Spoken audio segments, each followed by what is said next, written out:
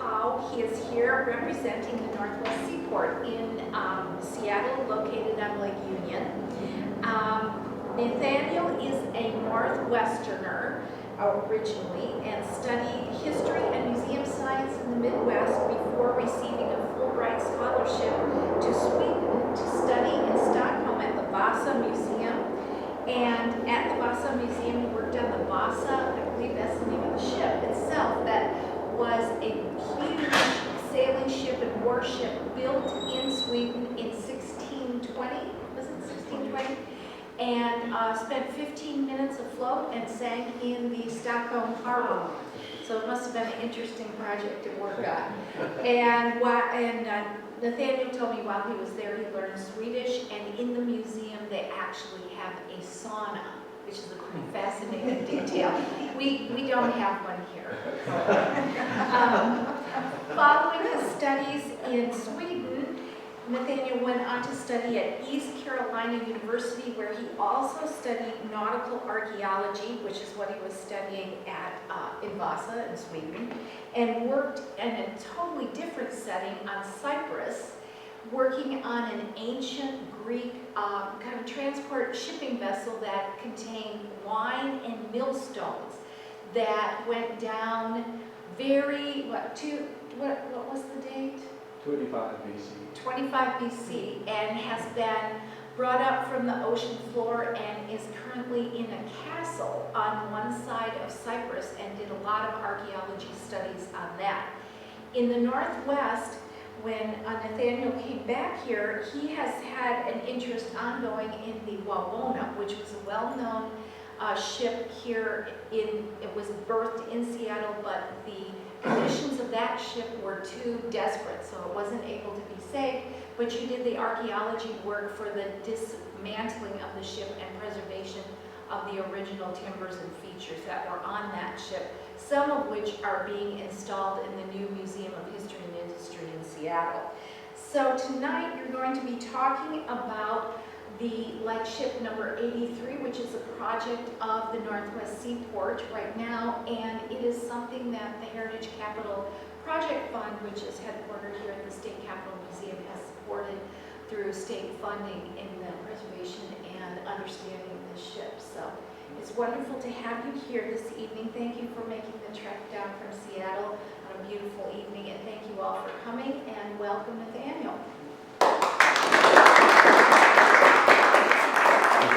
Okay, there you go. Great, thank you. Thank you very much for that great introduction, and for setting up this event. It's great to be down here and talking a little about the work that we're doing up in Seattle right now with one of the great National Historic Landmark vessels in the United States, Lightship No.83. I'm going to give you a little background on the ship, on lightships in general, and look at some of the research we're doing now, some of it quite conventional, some quite cutting edge and experimental right now, and also look at some of the restoration plans that are in motion right now for the ship. I am currently working for Northwest Seaport as a nautical archaeologist and vessel manager, so I do both the research on the vessels and keep an eye on them, maintain them, paint them, whatever needs to be done. For those of you not familiar with us, Northwest Seaport is a small nonprofit maritime heritage located in Seattle. We're just north of the downtown on the south end of Lake Union there. On this little peninsula, which has now been developed into Lake Union Park. Museum of History and Industry that Susan was mentioning is moving into this facility. Will be opening in December. It will be sort of the centerpiece of a series of nonprofit and public education heritage groups down here on the waterfront, including the Center for Wooden Boats. It's over here. Our fleet, which is circled in these pictures, has now moved out to these piers. This is National Historic Landmarks vessels are mostly tied up there. It's called the Historic Ships Wharf, and was built in large part with funds from the Heritage Capital Projects Fund, about $400,000 worth going into those. And it's a tough pier to build because this is an old sawmill site. So there's 30 feet of sawdust down there under the lake. You have to drive these 85-foot pilings through just to get down to solid clay. But this is a facility, this whole place has transformed quite a bit since 2004 when I took this picture, and that's where we keep our fleet. Northwest Seaport is dedicated to the preservation and interpretation of the maritime heritage of Puget Sound and the Northwest Coast, and the development of maritime-based educational programs and opportunities for the broad community. So a lot of our educational programs are actually on board the ships, We have things from tugboat story time for 2 to 5-year-olds. We have programs working with the engines on the vessels and training people to be an engineer for a day, or an ongoing program for a week and learn about antique diesel engines or steam power. And we have a range of other programs for at-risk youth who have an entry into maritime training. A whole series of programs are conducted on board our ships. And we have such a diverse collection of ships, we have a lot of different kinds of opportunities. Now, the Pacific schooner Wawona was really the start of the organization. Back then, Northwest Seaport was called Save Our Ships in 1964. It was established by Wing Luke and Ivor Haglund of Ivor's Restaurants, and other prominent members of the community. Purchased this, one of the last big sailing ships in the region, built in 1897 and was operating up until 1947. They acquired it in 1964 and then gathered a few other vessels, including Lightship No.83 that we're talking about tonight, which was built in 1904, was acquired by the organization in 1966, and the Arthur Foss, which is actually the oldest of all of them, built in 1889, the year that Washington became a state. It was acquired in 1970. All these ships have National Historic Register status. Wawona was the first, in fact, the first in the nation in 1970, and was put on a National Register of Historic Places because nobody thought you could make a ship a landmark. That didn't make sense. They realized the landmark status was really much more appropriate for vessels. So the late Arthur Foss and Lightship 83 went on as NHLs in 1989. It's all nationally significant vessels. Again, programming is held on board all of these ships, ranging from school groups to overnight programs for kids sleeping in the fisherman's forecastle, to a lot of work parties, people getting their hands dirty, learning to work with shipbuilding tools, work with the woodwork, work with the engines, and raise sails on Wawona. A lot of very hands-on training was able to be done on these vessels. There was a lot of management. Some of it was volunteer work, tearing out rotten planking, replacing it. Other stuff was larger projects to actually go to shipyards and haul out the ships and do underbody work. But ultimately, all of this was run as a volunteer outfit. You have a few small project managers, mostly as volunteers, and this is very typical of maritime museums. The volunteer enthusiast base, although very well intentioned, doesn't have the level of professionalism and organization and comprehensive management plans that are really required to care for a vessel of this size. Wawona is 450 tons. The Lightship is 600 tons. And even when they were brand new ships, there was a crew of 30 people on board taking care of them around the clock. And historic ships are very vulnerable because they don't have that much attention. They don't have the ability to make money in a way a working waterfront boat does to pay for itself and pay for its upkeep. And as the timber ages, it actually becomes harder to protect the timber. It loses its own defensive enzymes and the wood begin to dissipate. The wood becomes a little more frail, so does the steel. And so an older vessel actually takes more maintenance over time. And that's a very difficult thing for a maritime museum or a heritage organization running on an all-volunteer basis to manage. And a lot of museums and historic ship projects around the world are running into this right now, including the National Park Service. And for us, we realized that in the early 2000s that Wawona was too far gone. 450 tons of Douglas fir, which is only moderately resistant to rot to begin with, started to overtake the vessel. And in 2009, we finally took the ship to a shipyard for careful deconstruction. It was simply too much to try to overhaul. It would require 95% replacement of the timber in the boat. So you'd have basically a new boat, and it would cost 20 to 22 million probably to do the job. Wawona's sister ship has been rebuilt down in San Francisco, and it's right now at $16 million and counting. So we decided the most responsible thing to do would be to carefully deconstruct it in a controlled manner and to get as much out of it as we could. So documentation was actually the core of our plan once we realized we could not keep the ship going. And it was a mix of taking the ship's lines that had been done in 1985 and mixing that with modern high-tech scanning systems and getting in there with archaeologists and actually prying into the seams with knives and looking around and mapping the internal structure of the ship and every little detail, the wear marks from loading lumber when she was a lumber schooner, and other marks left by usage over the decades. We actually managed to document the ship down to the detail where we could build a dead replica right down to the tool marks if we could find lumber like they had in the 1890s. East Carolina University, where I later became a student, brought out a field school of 6 students to spend 2 weeks on the ship, thoroughly documenting it with total station laser distancing equipment, essentially create a cloud of points from which to build the 3-dimensional computer models of it that are very highly accurate to a fraction of a millimeter and get the exact shape of the ship and location of all seams and joints. That was a critical part. But then when the ship went to the yard for deconstruction, I followed it there, and we continued the documentation in detail and gathered as much information of it as we could. We learned a lot about the ship in its last 2 years through this. Things we never knew. For one, it's on a hybrid measurement system. All the timber in the ship is imperial dimension lumber, but it's laid out on metric spacing.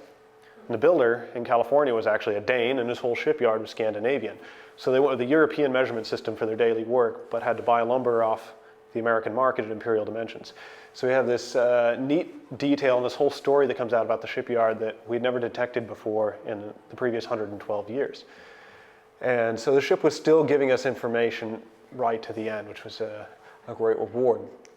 And we learned a lot about vessel preservation, what works, what doesn't work. As we opened up, you could follow the water leaks, the rain leaks from the deck.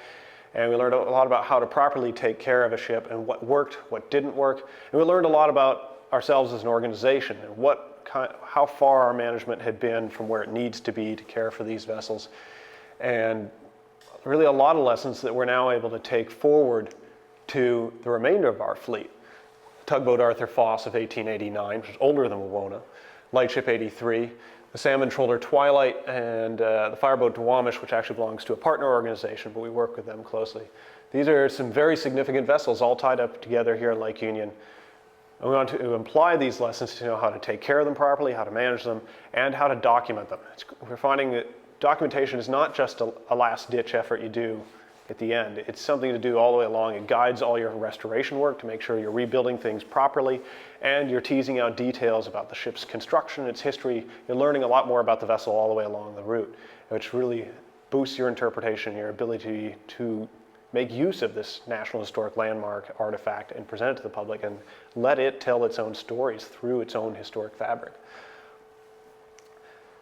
So Lightship 83 is the focus of our work right now. For those who are not familiar, lightships are basically floating lighthouses. They're fitted with a lamp on them, usually have a bell or a foghorn for inclement weather. For their day signals are painted bright red with a little station where they're anchored is marked on them. These ships to be taken off either a danger point or off entrance to a harbor and anchored for weeks at a time. And it was to guide other ships as they came in. They could follow the light at night, they could follow the foghorn in the fog, they could look for the big red ship with the letters on the side in the day to guide them to safe water and safe entry when they're approaching the coast. The early lightships in the United States were little more than simply just old hulks of merchantmen or warships. They were towed out, anchored on spot with a mast on the top of the light and a bell fitted on deck and a very small crew. The American lightship program started in 1819, a few decades after Europe got rolling with lightships. It became necessary. The first one was on the Chesapeake. And as they developed, they started adding sails on some of them so that they could actually propel themselves out to their station and back. Later versions, they finally started adding steam engines so they could move themselves that way. There were a lot of light stations on this coast. 179 ships were built in the United States to serve on 116 different stations. Some coasts had really high density. This is just the area around Cape Cod. And during the years of lightship service, you can see there are 15 different stations to guide you into Nantucket Sound. Whereas when you look at the West Coast, which is a very different coastline, we've only ever had 5. So out of 116 stations, only 5 are on the West Coast. There's a couple of reasons for that. One is it's a very long, straight coast. There's very few harbors, so there's not many harbors to guide ships into. And also, it's a very rocky, steep coastline where you can actually put a lighthouse on shore. Lightships are used when you can't do the job with a lighthouse. and with deep water approaches right up close to the harbors, right up close to the shore, not many offshore lightships were needed. But these 5 stations were the key out here at Swiftsure Bank and Umatilla Reef, guiding the entrance to Strait of Juan de Fuca, Columbia River entrance, Blunt's Reef, which is a hazardous reef in Northern California, and then San Francisco entrance. And Lightship number 83 served on all 5 of these stations during its time. Lightship duty was pretty dangerous, unpleasant stuff. You get on board, you steam out there, and then you drop the anchor and you sit there and you roll back and forth for 3 weeks. Some ships on the East Coast actually be on station through the entire winter. So it'd be 3 months anchored, rolling back and forth. And all you do all day is go put oil in the lamps, clean the lenses, and work on the boat. Have you seen that little macrame knot work that goes on handrails on boats? Lightships will have more of that than any other vessel you find, because they're just trying to kill time. But it was rough duty, and when the weather got bad is when you had to work the hardest and get on deck and maintain the gear. Sometimes if the foghorn failed, they have to go out and manually hit the fog bell with a mallet, like you see in the center photo.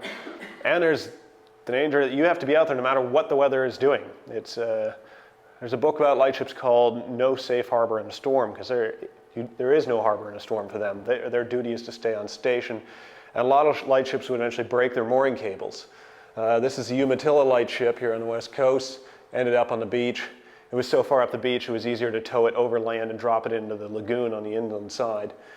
This is the Diamond Shoal lightship in North Carolina, high and dry, low tide.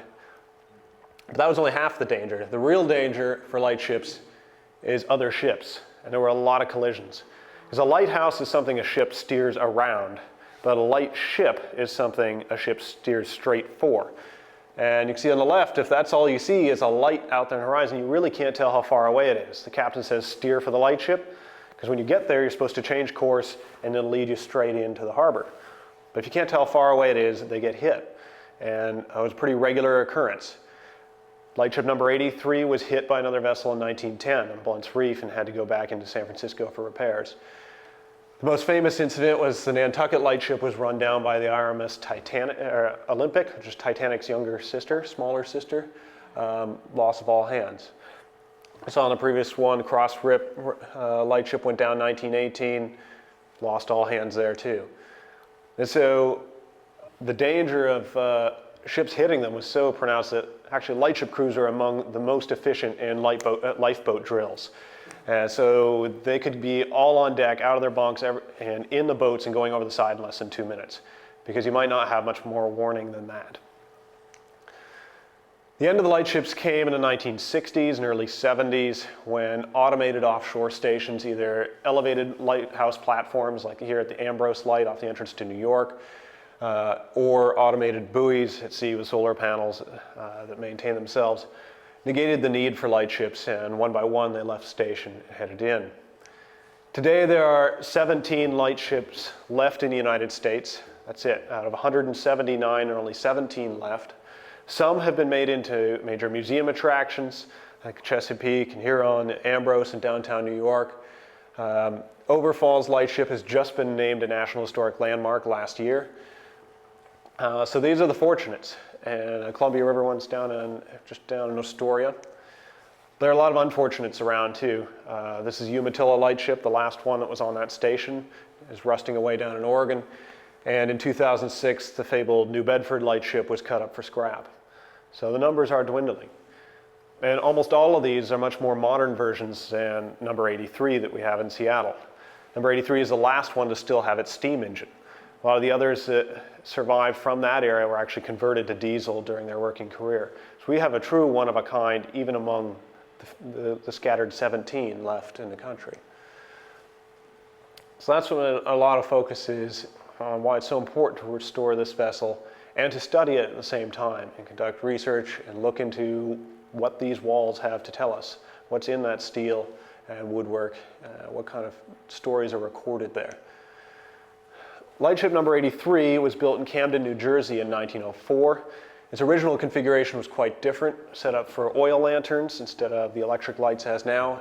It was fitted with sails, and that's principally because that was part of a series of 4 lightships, or 5 of the same design were built, and 4 of which were headed for the West Coast stations. Well, in 1904, to get from Camden, New Jersey, where she was built, to the West Coast meant going all the way around South America. Panama Canal was still 10 years in the future. So these ships were fitted with sails and headed south because they couldn't carry enough fuel to make the trip on the engines alone. Sailed down to near Tierra del Fuego. There, one ship fired up its boilers and took the other 3 in tow, went through the Straits of Magellan, and then they headed up the west coast to San Francisco together. Lightship number 83 was posted to Blunt's Reef first until 1929, and then was shifted to the San Francisco station. Went through a number of refits, modernizing the vessel. This is actually a 1940s configuration. During World War II, all the lightships were pulled in off the station because they thought they'd be an aid to navigation to enemy vessels, particularly submarines.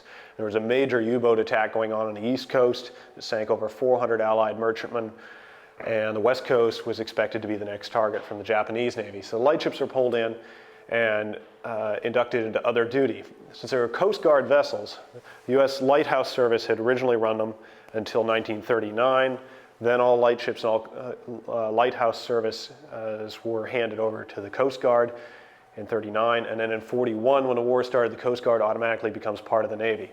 So the Navy got the ship in 1941, fitted her with guns. She was a 3-inch artillery piece on the bow and 50mm anti-aircraft guns on board, and was used as a training ship in San Francisco Bay. After the war, she was refitted for light duty and posted to San Francisco and continued operating off the entrance to San Francisco Bay. And then in 1950 was sent north to the 13th Coast Guard District and posted as the relief boat. She was no longer the queen of the fleet. She was one of the older ones around, so she didn't get the actual station name painted on the side. Instead, she got relief. And her job was to go out and relieve the primary newer ships that were on certain stations. So the Swiftsure Reef was one, Swiftsure Bank, and Umatilla Reef, and the Columbia River. And she'd take turns relieving those ships so they could head back to port and reprovision and refuel. She became a museum ship in 1966 after being decommissioned, and continued with Northwest Seaport for the next few decades. A lot of volunteer work parties, kind of chipping away at one project or another, but there was never that total cohesive look at the long range and how the ship needs to be taken care of and preserved that it really required. So some parts of the ship got fixed up and were really in great shape. The cabins were beautifully taken care of, but the deck was leaking overhead and destroyed that work. And there were other parts that were being ignored that needed attention, which has brought the ship to where it is now, to where it really needs some significant restoration. We've just completed phase 1 of the restoration, which is, first of all, lead and asbestos abatement. This is a steamship of the 20th century. It is full of lead and asbestos that has to be dealt with. Most of it is quite stable, but peeling paint or asbestos packaging around the steam pipes that is actually broken open has to be contained. And so that had to be done first of all. And then stabilizing the rig with new shrouds. In fact, the ones in this photo have already been replaced. And then also to revive and replace systems, primarily electrical, but also some of the water systems. And these are sort of the core baseline things that need to be done before the real restoration effort can take off. But we have to get these things to create a safe working environment for crews, professional crews, to come aboard and do some of the major work that needs to be done to essentially set up a shell, give us a solid brand new deck, and get the basic systems on board functioning, so then we can come in and involve volunteers and the public again in a lot of the restoration of fixing up the cabins and the wheelhouse and so forth. Now, since the Wawona experience, Northwest Seaport has an operational policy that archaeological documentation must be done prior to any restoration or alteration of the vessels. Because when you start doing restoration work or start altering some part, you're removing historic fabric, and there's information in there about the ship, about its history, about shipbuilding in a century ago that needs to be captured and taken out. So we do documentation work now prior to any changes. And for this first phase of Lightship 83, the focus was going to be the deck planking, because that's coming off at the very beginning of phase 2. Cabin configurations. Important to record because a lot of the cabins have been gutted, and the only thing it tells us what the configuration was, or what are called ghosts in archaeology. And there's one here that's drawn in. A ghost, essentially an imprint in the paint or in the surface of the material. It tells you something was there and what its shape was, but it's long gone. So before we get in, as shipyard crews get in here to encapsulate the lead paint, we need to record that information so we know where things went. And then the electrical and water systems need to be documented as well. And that was really the kind of experimental part of documenting Lightship 83 for us, is that very little has been done in nautical archaeology to look at trying to record electrical, water, steam, other shipboard systems. Most archaeological projects have focused on ships that predate electricity and onboard running water and so forth. But these are becoming a focus of ships of this time period, which are now in archaeological studies. So we're pioneering this. To date, mostly it's just the studies of steam engines and some of the basic steam piping, but not much beyond that. So we did our deck recording work last summer, in June 2011. It was done by myself and shipwright Brian Johnson. And we went aboard and peeled back the coating on the decks, several layers of plywood and rubberized coatings that volunteers have been applying over the years. And they were patch jobs that needed to be done to seal out the water. But after a couple of years, those start to crack leaks in there. And then when you have a solid sheet over the deck, water will leak in here and it'll spread all over and then come out 20 feet away. With an old plank deck, it'll leak in here and come out right here.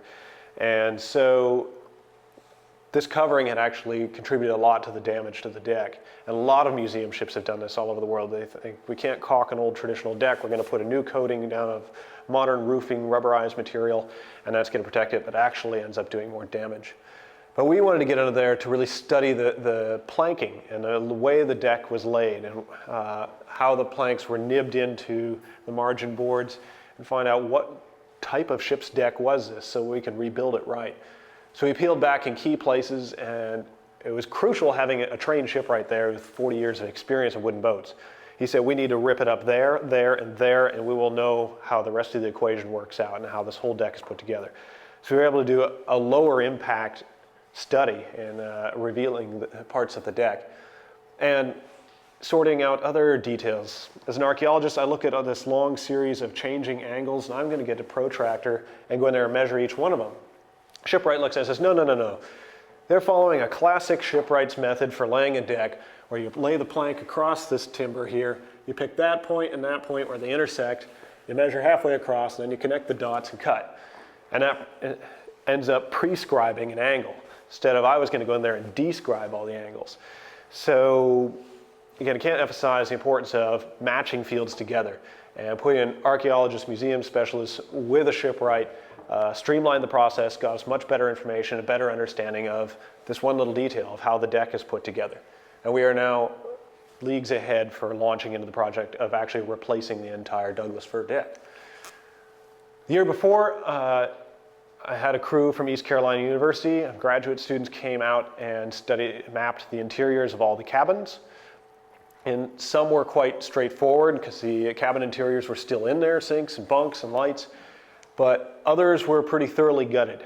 This is a great example of the ghosts. You can see there was a locker here, there were shelves here, but all that's been torn out. And as soon as the lead paint is scraped off and a fresh coat is put down, all that information is gone. So it's crucial to get in there, take those measurements, and plot out what was in there so we can restore it right. In this cabin, you see where the white arrows are, we had 6 little metal brackets on the bulkhead. And the yellow arrows are pointing to 3 little brass bunk lights and a tangle of wiring. And those are the only indications we have that there were 3 metal rack bunks stacked up there in this crowded little compartment. And mapping that and getting the dimensions and locations of all that is going to help us restore the whole thing and understand what that compartment was and what was being used in there and how to rebuild it properly. We can also compare to historic photographs, of course. This is a Coast Guard vessel, so they took photographs after every refit. So we can take the spaces here on the left there, which is what we have now, and turn it back into this, get the cabinet fronts on there, get more paneling on. And so through this combination of what's still there, what we record archaeologically that might be destroyed in the restoration, and matching that with the photographs, we can come together with a holistic picture of what the ship needs to look like for proper restoration. Then we get to shipboard systems mapping. This is the experimental part. How do we start getting in there and looking at these systems before we revive this wiring? And some of it is in really bad condition and has to be taken out. In fact, a lot of marine electricians unions forbid them to actually use old wiring. They say lay new stuff so you can keep control of it. And we need to, so there are a lot of reasons to look at the shipboard systems before we disturb them. And there are a lot of systems on board Lightship 83. Even though she's early steam and early electricity, she has just the electrical systems. You have the navigation lights and beacons, you have the shipboard alarms for collision or fire, man overboard alarms, the radio gear, radar, the degaussing cables for taking the magnetic signature out of the vessel so the compass reads right, intercom phones between the engine room and the bridge and other parts of the ship, high voltage systems for the spotlights, shipboard, just regular shipboard lighting and power outlets. The water systems have the blue water systems of drinking water, your gray water systems, your black water systems, your fire suppression systems, and also the heating systems, the hot water radiator system through the whole ship. Fuel systems have fuel transfer lines, fill pipes, tanks, vents, transfer lines. Air systems include general ventilation on board. The huge diaphone foghorn on top of the ship is all air powered. The ship's air horn and voice pipe communication systems on board. Steam, of course, there's live and dead steam systems going all over the ship, to the main engine, to the deck winches, to the anchor winch, to the steam whistle. And then there's other cable and chain systems for the steering and engine telegraphs. And this is in a ship very early in the era of shipboard systems. And it still has all of this. And we need to understand this to restore it properly and to understand the ship properly. And electrical stuff is particularly important to look at because Lightship No. 83 started in 1904 with oil lanterns and retired in 1960 with radar. So this one ship spans the whole period of shipboard electrification, and a lot of key things happened in that time period. Major changes in safety at sea. With radar, ships can now tell the range between them and the lightship when they're steaming right at that light. There's ship-to-ship radio. You can call in and tell the other ship you're getting too close. Much brighter beacon lights and other backup lights to ward off things. Fire safety is much improved with modern pressurized fire lines and steel hulls. You also see major changes in life at sea from these systems. From the early days when it'd be an oil lamp and sitting around playing cards, by the time the ship retires, there's a reading light in every man's bunk, which also reflects an increase in literacy among sailors. But there's also other details like better ventilation on board and the ship's radio, which is not only used for safety and ship-to-ship communication, but also brings in critical things like baseball scores and other things that you desperately need when you're 3 weeks on station out there. So a lot of major changes came with these systems. And the other thing that's going on is through this whole time period, shipboard systems are coming to really define what ships are in a way they never have before, to where you get all these other vessel types that never existed before, like factory trawlers, tugboats, fireboats, radio communication ships, all these other vessel types that are defined by the systems inside them, not the hull shape, not the shape of the sails like it used to be. Shipboard systems are defining everything and changing everything. This vessel started out as an aircraft carrier, obviously, and then during the Vietnam War, they fitted radio masts on it and turned it into a communication ship. That ship is no longer defined by its shape. It's defined by the systems on board and what they make that do. So it's critical for archaeologists starting to study ships of the 20th century now to look at the systems on board, because those are what really define what the ship is.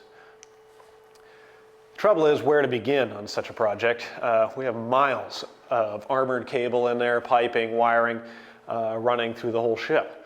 These old Frankenstein knife switches, and it goes everywhere. The easy part is some of it is labeled, tells us what it is or where it goes. Some of the junction boxes and units at the end of a system are labeled, and you can trace them back. But others are ragged bits. Some systems go nowhere at all. You'll start following a cable and find it's been cut off at both ends, and the shipyard didn't want to take the time to tear it out, or maybe the bosun said, leave it there, I might want that cable later, I'll tear it down if I need it. So you have all these systems, and then you have all these piggybacked and bypass systems that are added over the years. A ship that's starting with oil lanterns and going through those decades of changes in shipboard electrification is constantly upgrading. And there's not always time to tear out the old system. And sometimes you keep adding on to an existing system to get power, and at some point it overtaxes the system, you piggyback on a whole new power supply system. So you have all this tangle of stuff. Trying to understand what's going on in there is confusing, but at the same time it's really exciting to see how there's this progression through the ship's history and making these systems work together to make the ship function. It all boils down to making the ship function. One great place to start is with existing plans and diagrams if you have them. Fortunately, this is a US government vessel. There are a lot of plans and a lot of diagrams. For the Arthur Foss, we have virtually nothing. She was a workboat in a private company. But Lightship 83 has detailed wiring diagrams and piping diagrams we can build off of. We can also start by looking at some of the equipment that's on board, the stuff that's attached at the ends of these systems, and go start looking into marine engineering guides and catalogs from the 20s and 30s and start to identify what these things are, what their capacities are, what their requirements are, and what kind of performance they have to tie together and figure out what these systems mean for the ship. What do they allow the ship or the crew to accomplish? And then there's just archaeological documentation. Start mapping these systems out, following these pipes, following the wires, and making a map of how things fit together. This is key for reviving some of the systems and getting them going, but also, again, for seeing how they interact and how the ship functions as a whole. Some of it's quite basic. You can just plot where the wires go. This is the basic cabin lighting for the main deck level. But ultimately, this needs to be merged into three-dimensional data with hull information to make a 3D model where you can light up a system or turn it off and hide it. And this is really how ships are designed now, is you design the shell and then install the systems all in a three-dimensional thing. It allows you to rotate it, turn off everything except for one system, that you can trace it through the vessel, see how it works. And this will be ultimately the key for understanding these systems in detail. And this is the other key, of course, is the guys who were actually there, the guys who actually worked these things. They knew that if you turned on this unit, that one was going to conk out because it wasn't getting enough power. Or then they added this generator, you had to fire up that to make this go. These guys have great stories, and they can look at the thing and tell you what it is, whether it's labeled or not. This is a precious resource, every bit as much as the modern shipwright. And from this, we'll be able to patch all this together, where you can make diagrams like this one. This is a communications system on a destroyer escort in World War II. And it allows you to see who is talking to who, where is power coming from. And this is a crucial system to coordinate the overall function of the ship, hunting submarines. And you need these people talking to each other, and they need their own power sources in case there's damage to the ship to get the job done. And so this system is completely critical to the function of the vessel. And it also tells us more about what living on the ship was like. Why are there radiators in the anchor windlass compartment? It was part of the living space of the ship. In the crew cabins, we can see how comfortable things were. They had their own sinks, they had their own bunk lights, and the chief engineer actually had pressure gauges in his cabin, so he could sit there in his bunk, and he was still on duty, still watching the boilers around the clock.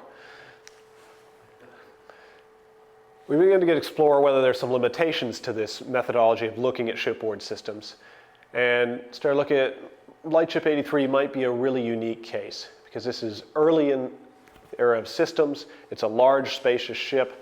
The cables are laid out side by side, not in the big bundles you see nowadays. And we wonder, could this be applied to, say, a nuclear submarine? Imagine tracing all those wires and following them all around and figuring out where all that goes. It would be absolutely prohibitively expensive, and restoring it would be just as hard. There's also this issue. This changed everything. Electrical devices up until the computer chip were basically all mechanical objects. You can put the thing on a table and stare at it, and you can eventually figure out what it is and what it does. But a computer chip, you can never tell what it does. The power goes in there, something happens, and it comes out doing something. And there's no way to know that until you actually put power through it. And so studying modern ships with computer chips by looking at their systems as static artifacts might not be possible. And then there's the issue of archaeological ships. If there's damage, there's accessibility issues. Is there any point to even trying it here? One, it's very dangerous to access this ship. But two, a lot of these systems are cut off. They don't go anywhere anymore. you've only got half of it at most. So this is another prohibitive limiting factor on this methodology. And of course, the ultimate combination is something like the Kursk, which blew up and sank in 2000. There's hundreds of miles of wire and piping in this thing. And you'll never trace down where it went. The damage is so extensive. Fortunately, ships of the more modern era, since the 1940s really, come with a lot more planning to go with that complexity. And so we can shift our focus from archaeological study to historical study and go to the archives, get the documents, and figure out how these things are actually wired. And this complex mess you see here is actually just the wiring for a '68 Chevy pickup. But already you see how complicated that is. And for archaeologists and museum managers, you're going to have to learn a new language to even read this. So you've got to learn the language of electrical engineers to understand how that'll work. But for a ship like Lightship No.83, covering those early years and early decades of shipboard electrification and other systems on board, steam and water development systems, this is still possible. It's manageable. It's possible to get in there and trace those systems, look at how they're put together, and understand these kinds of ships and what was going on, how things were changing for safety at sea and life at sea so fast. And also from this information, we can get the restoration complete. We can get that aft cabin to look that nice again. And for areas we intend to change, like on the Lightship number 116, they've converted some spaces into public exhibits, other areas to make the ship accessible and usable as a historic landmark vessel open to the public. And though we may have to remove original historic material to do that, by recording it and documenting it through archaeological research, we have a record of what was there. We do preserve it while also making allowances for modern changes. And so that's the key for the moving forward for Lightship 83. And we have $500,000 grant from the Federal Transportation Enhancement Act, which is driving a lot of this. Also, the Heritage Capital Projects Fund here has been crucial in doing this, and particularly for the documentation, because the Federal Transportation Act one does not cover documentation work, just the actual bricks and mortar work.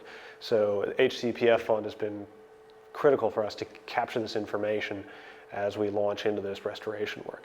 So special thanks to State Capitol Heritage Museum and Outreach Center and Washington State Historical Society for hosting this and getting this going, and Projects Fund and others in King County for culture. And thank you all for coming and listening.